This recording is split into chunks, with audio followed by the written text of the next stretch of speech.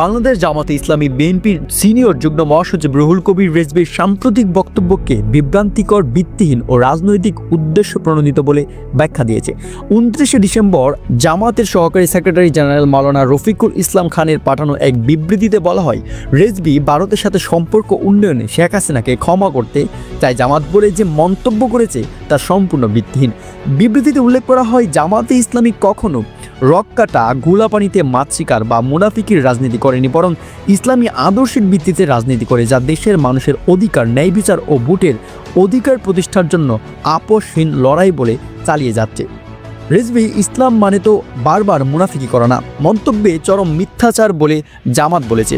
ইসলাম নিয়ে রাজনীতি নয়, বরং ইসলামী আদর্শের ভিত্তিতে রাজনীতি করে জামাত।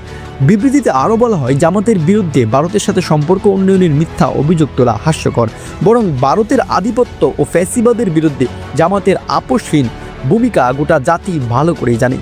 জামাতের পক্ষ থেকে সংশ্লিষ্ট সকলকে বিভ্রান্তিকর বক্তব্য ও অপপ্রচারের রাজনীতি থেকে বিরত থাকার আহ্বান জানানো হয়েছে। নিউজনগর, আরিয়ান ফার্সি।